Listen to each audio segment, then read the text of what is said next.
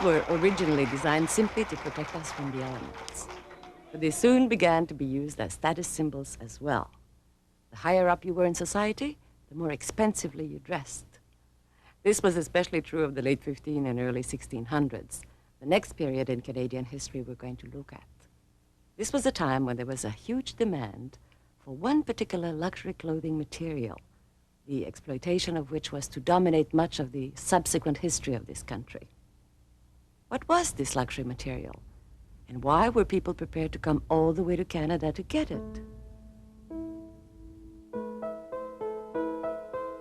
One look at the Canadian climate should give us a hint as to what sort of wearing apparel we can expect to find here in great abundance.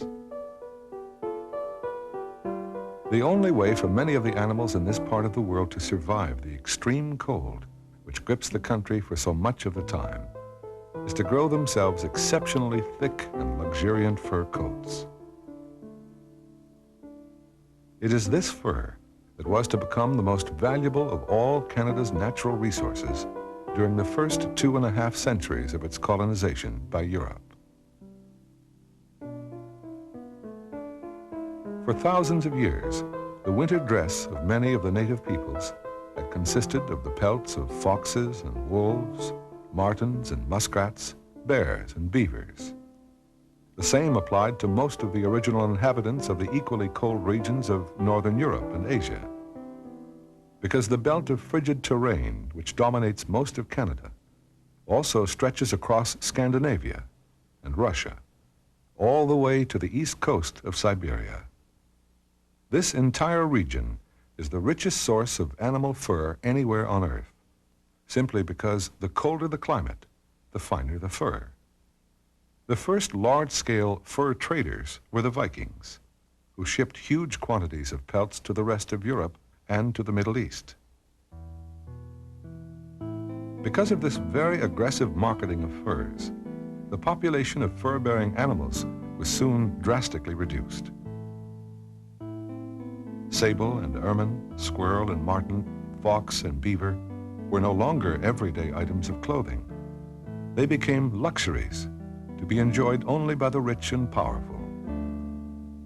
So much so that laws were passed prohibiting people below a certain rank from wearing furs at all. By the middle of the 1500s, the supply of fine furs had dwindled almost to nothing in Western Europe, forcing fur traders to push ever deeper into the wilds of northern Russia and Siberia, and motivating some Europeans to look to the New World for a fresh supply of furs. The traditional trading networks of the native Canadians and Americans often included the exchange of furs.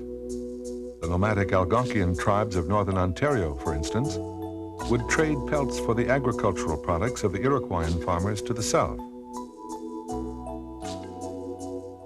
When the Europeans started to arrive, the Indians were eager to offer their furs to them as well, in exchange for one particular commodity the native peoples found very attractive: iron.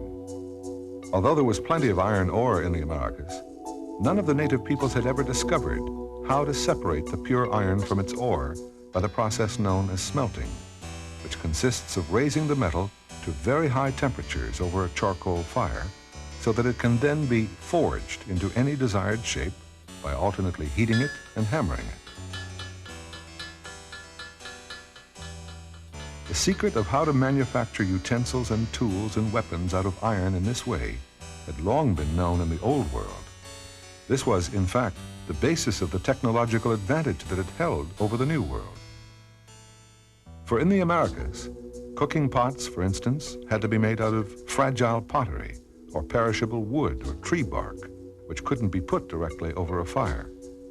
And tools and weapons were made from pieces of bone or stone, which were brittle and easily lost their edge.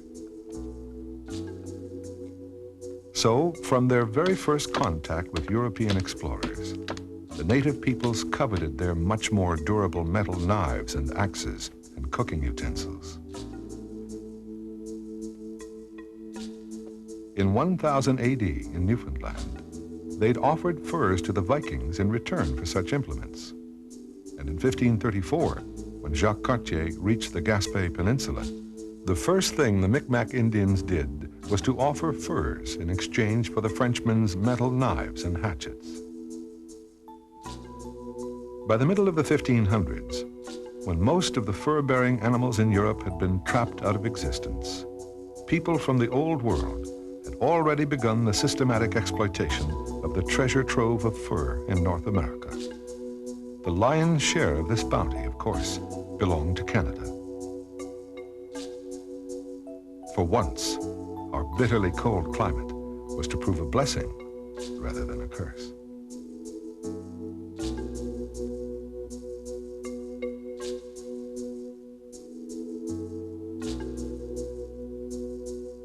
During most of the 1500s, the Europeans only made a few rather cursory attempts at colonizing the northern regions of the New World.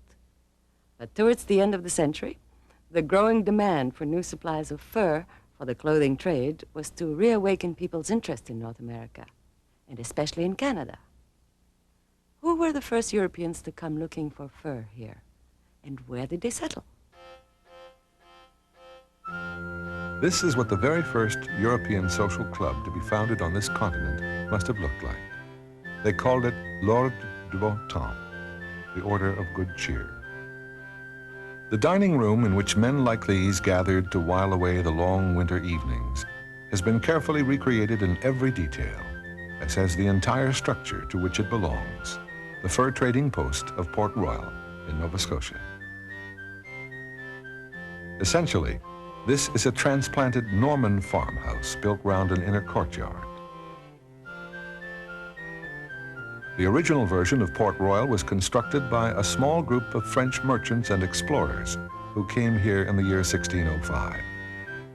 But the inhabitants of Port Royal were not the first Europeans to trade for furs in the New World. This seems to have begun quite early in the 1500s as a spin-off from the whaling and fishing activities of the Europeans who came to Atlantic Canada each summer. Since these Basques and Frenchmen spent quite a lot of their time on shore processing their whale oil or drying their codfish, they had to keep on good terms with the native peoples. This meant sharing their iron implements and pots and pans with the Indians and accepting the furs that were offered in return.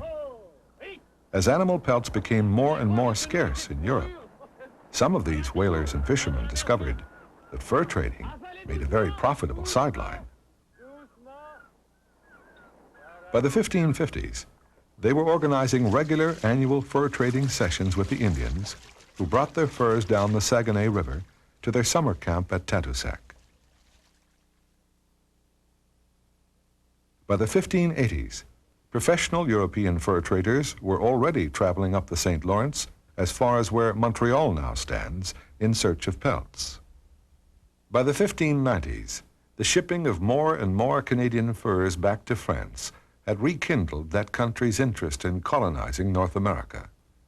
In 1598, Henry IV proclaimed the Edict of Nantes, which brought the French religious wars to a halt by granting the Protestant Huguenots a limited amount of freedom of worship.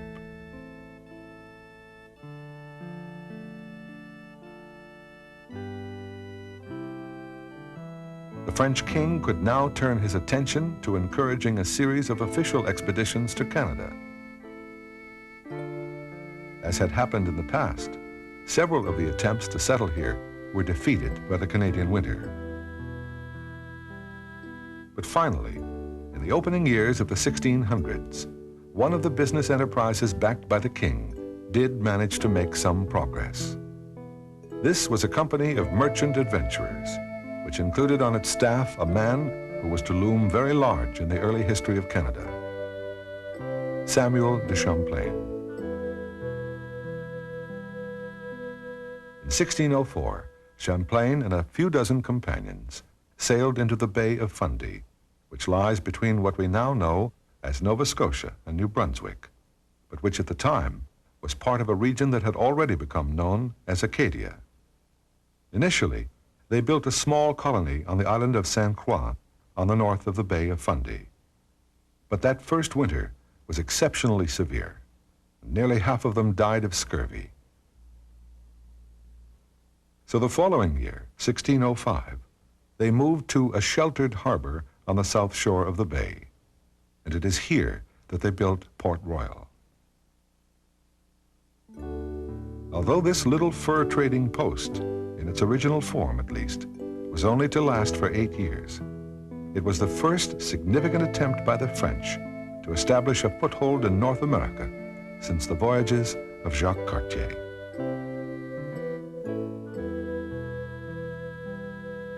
The general demand that developed in the 1500s for any sort of animal pelt was to be given a further boost by the emergence of a very lucrative market for one specific type of fur.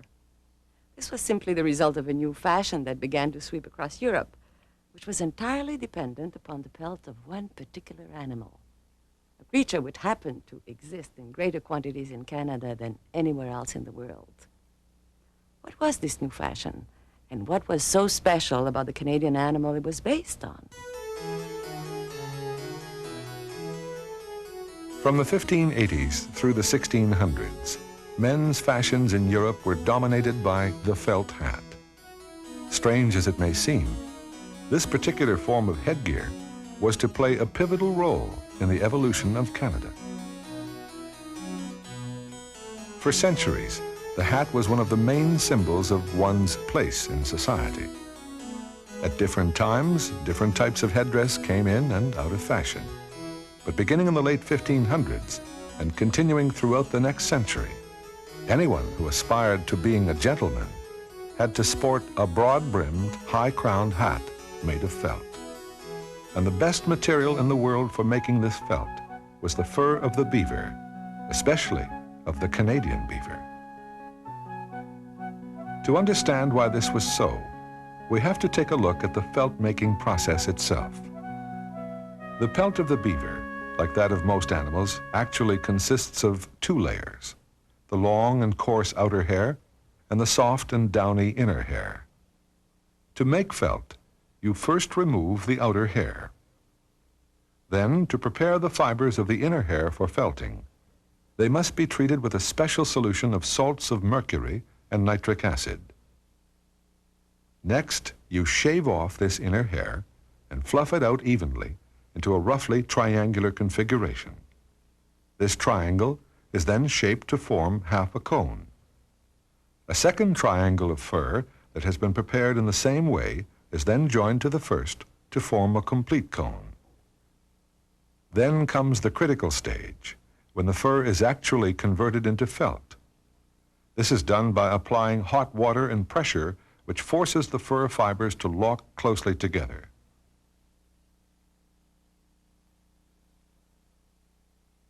This simultaneously shrinks the fur cone to half its original size and transforms it into a cone of felt.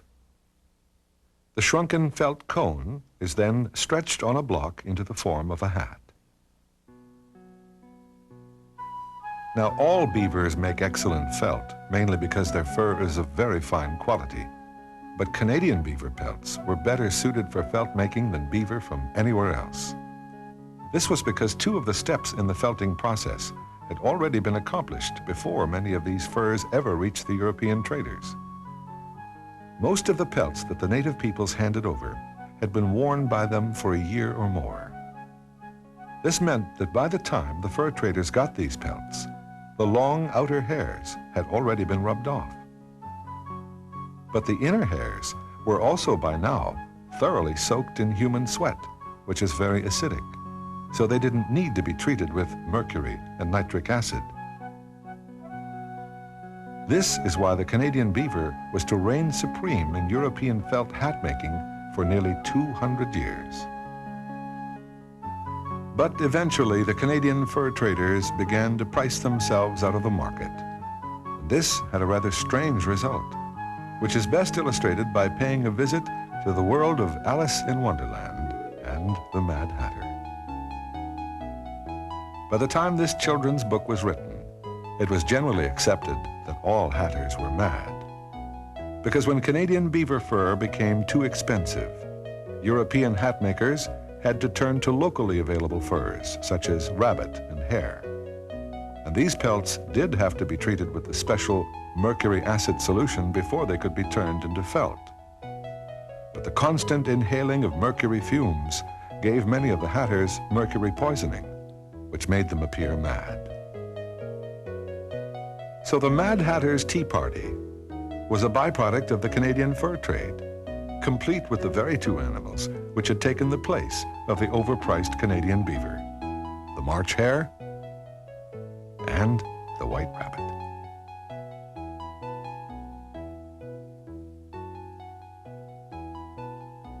Any sort of commercial enterprise involves collaborating with a lot of other people.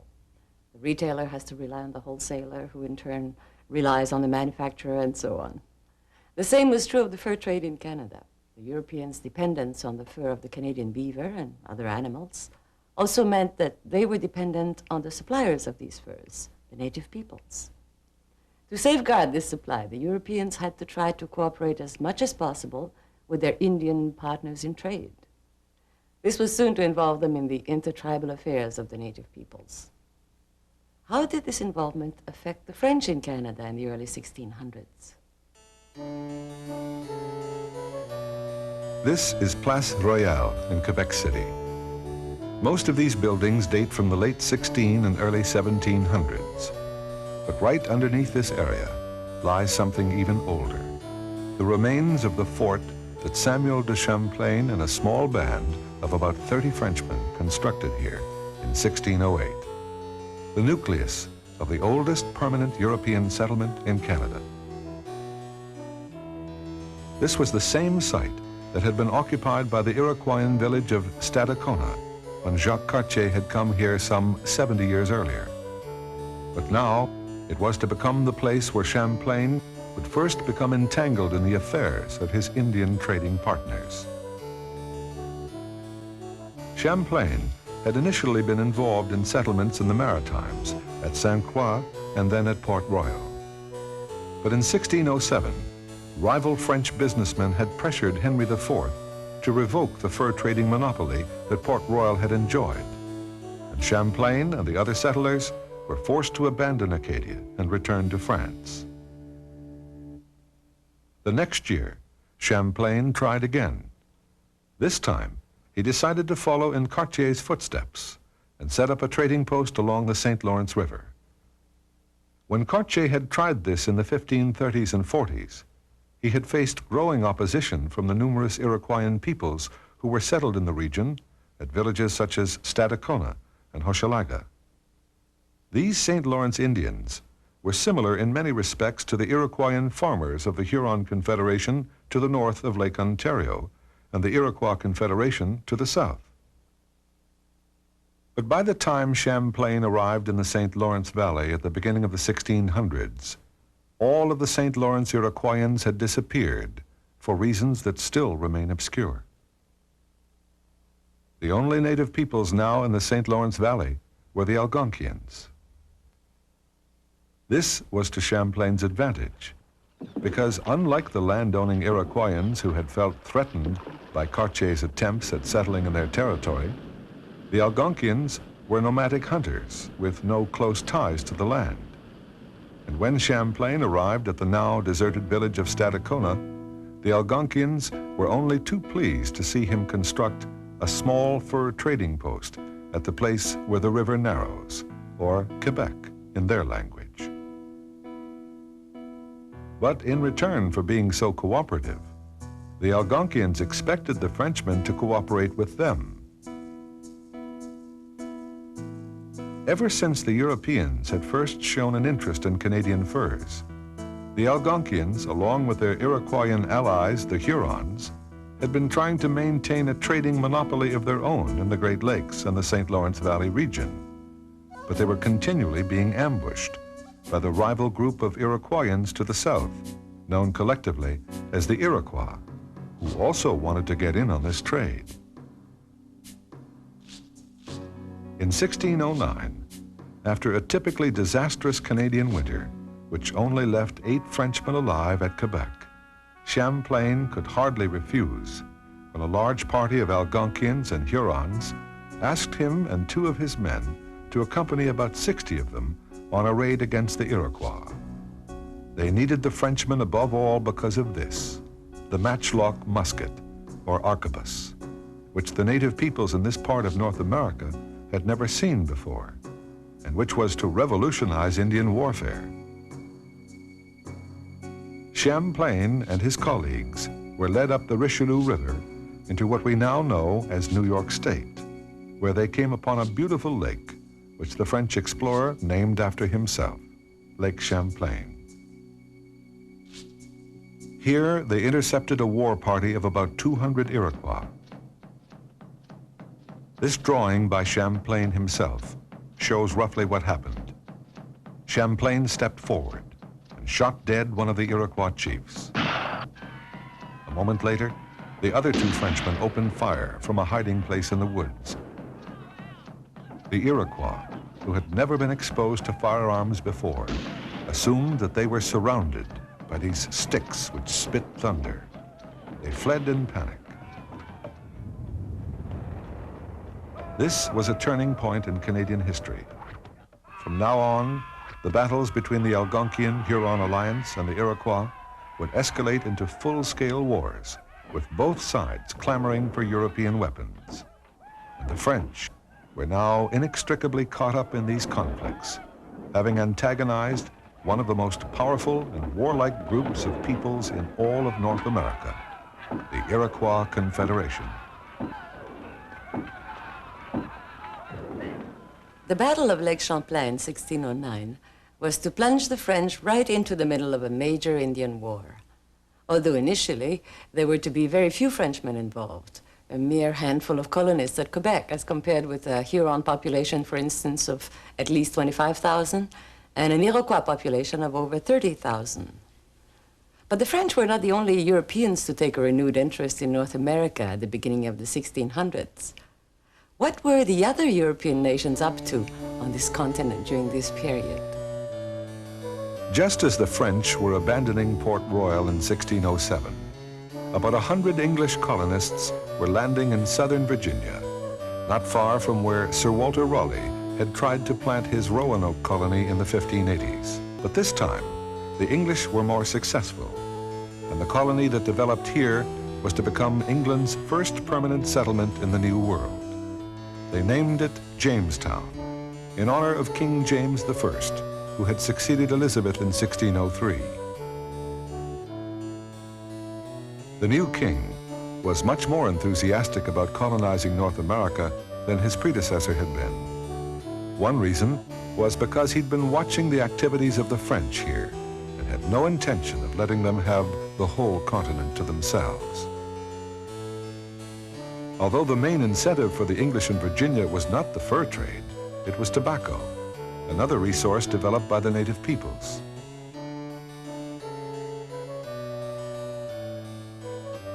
But though the Virginians didn't come for the furs, they did believe that by rights, all of the coast of North America belonged to them, and they were soon to start harassing the French fur traders in Acadia. In 1610, a few of the original Port Royal colonists had returned to resurrect this trading post, but not for long. 3 years later, the governor of Virginia sent his admiral, Samuel Argall, on a mission to destroy any French settlements he came across. Argall duly attacked Port Royal and burnt it to the ground. This was just the start of a whole series of clashes between the English and the French for the control of Acadia, which would seesaw between the two powers for the next 100 years. The English were also active in another part of Atlantic Canada in the early 1600s, Newfoundland. Apart from their continuing interest in the fisheries of the Grand Banks, the English felt they needed a halfway station on the long voyage out to Virginia. In 1610, this resulted in a small colony being set up at Cupid's Bay on the east coast of Newfoundland, the forerunner of a whole string of English settlements in this part of the island. But of course, in the early 1600s, Neither Newfoundland nor Acadia were thought of as part of Canada itself. They were quite distinct regions. The only Canada that existed in this period was the land along the banks of the St. Lawrence River that the French were beginning to settle. But it wasn't the English who would be the first Europeans to threaten this embryonic French Canada. It was the Dutch.